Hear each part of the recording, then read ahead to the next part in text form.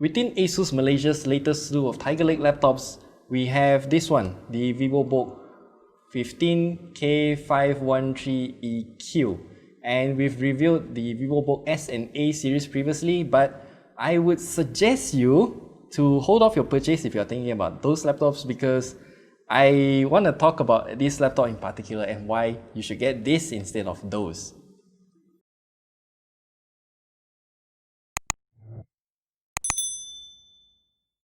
The reason here is simple. Firstly is upgradability. When I unboxed the VivoBook 15 K513EQ, I was kind of surprised because I found this thing. This is the Hdd Upgrade Kit. I don't know why they specifically call it HDD. Actually, you can stuff in a 2.5-inch HDD or SSD, whichever you like. And this is one part of the upgradability that you can do to your laptop.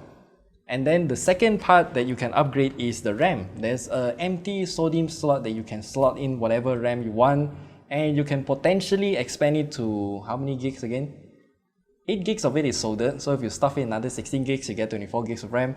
If you stuff in a 32 gigs, then you get 40 gigs of RAM. Why not? Now, in terms of specs, the VivoBook 15 K513EQ that we have here comes with an Intel Core i5, 1135G7 with Iris Xe graphics, 8 gigs of DDR4 RAM at 3200 MHz soldered, but like we mentioned earlier, you can stuff in another RAM if you want to, 512 gigs of Intel 660p NVMe SSD, and also an NVIDIA GeForce MX 350 graphics.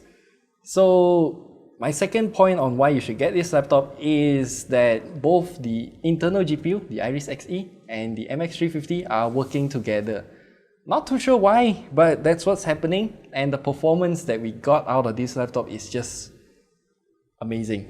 It's unlike any other Tiger Lake laptops that we've seen, but not too sure if it's only happening to our particular unit of this laptop or it's happening across the entire series of this laptop. But either way, we can play games like Far Cry New Dawn at 1080p 30 FPS at the lowest graphical settings, and I think you can play throughout the game from beginning until the end without much of an issue. And GTA 5 at 1080p lowest graphical settings, I think you can play it at around 60 FPS from the beginning until the end, which is surprising.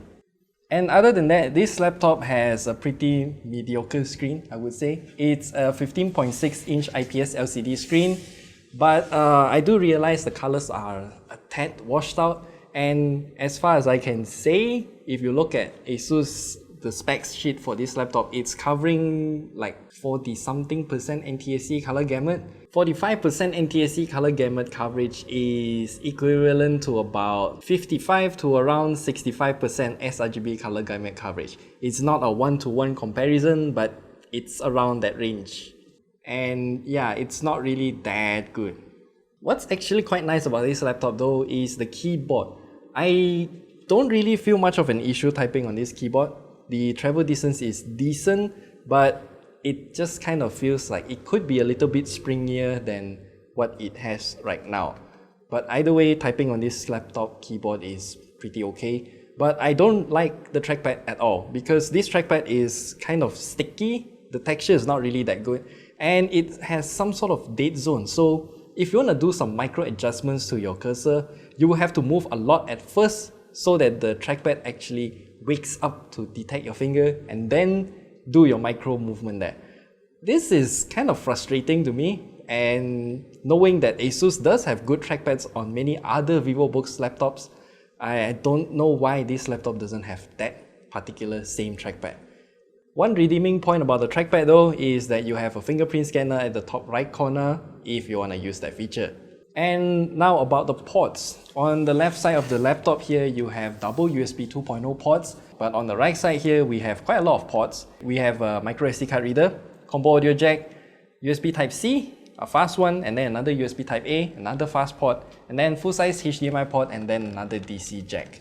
Now, the number of ports on this laptop is actually pretty good, but I do have minor complaints here, like the 11th gen chip that's inside this laptop can support Thunderbolt 4, but what we got is just a USB 3 Type-C, which I don't know why. We have Thunderbolt 4, which is really high speed, but not present on this laptop, but what we have here is USB 2.0. in the year 2020. Actually, no, end of 2020, and we're still having USB 2.0 on a laptop. And before I forget, the USB Type-C port here does not support USB PD charging, so you cannot plug in any chargers here to charge your laptop, which is quite painful because this laptop is not really good in terms of battery life, because that 42 watt-hour battery is not gonna last long. Because like what we mentioned earlier, I don't know if it's because both the Iris Xe and the MX350 is working together even while on battery. From what we tested, even on silent power profile, which is low power, it can't last more than 4.5 hours, which I don't know why. And finally, the price. The exact model of this laptop that we have here is priced at 3,299 ringgit. You can get it at a cheaper variant without the MX350. That's only 200 ringgit less, but that depends on your budget if you want to get that or not. And for this price, I think this laptop is pretty good, but you do have to take note that this laptop is made out of pretty soft plastic.